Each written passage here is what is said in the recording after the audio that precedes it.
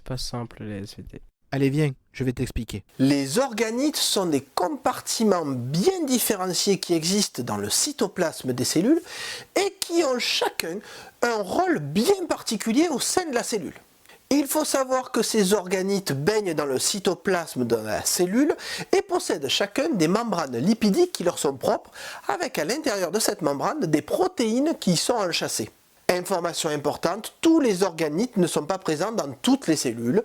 Suivant les organites qu'il y a, une cellule aura différentes possibilités ou pas. Alors je vais vous montrer quelques-uns des organites les plus connus, juste pour que vous en ayez connaissance. D'abord, il y a le noyau. Oui, le noyau est considéré comme un organite puisqu'autour il y a une membrane lipidique.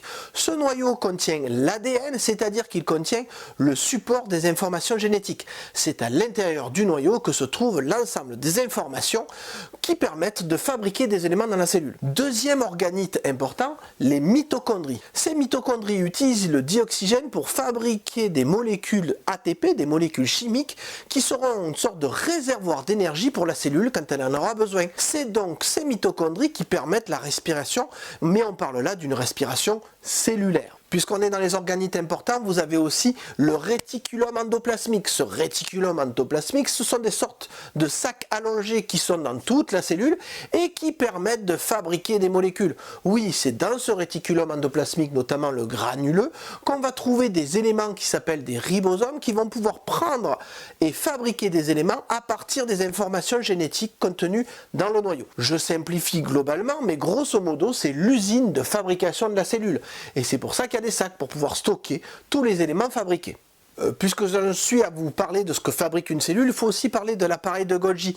L'appareil de Golgi, c'est l'organite qui va permettre de trier tout ce qui est fabriqué par la cellule. Oui, parce que une fois que c'est fabriqué, il faut pouvoir le sortir et donc l'adresser aux bonnes cellules, notamment grâce aux informations de la matrice extracellulaire.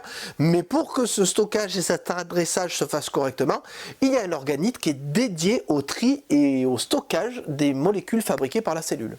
Petit détail, il y a parfois des organites qui n'existent que chez certaines cellules. Par exemple, les chloroplastes, oui, vous le voyez, ils sont verts, c'est eux qui donnent leur couleur aux feuilles des plantes, par exemple.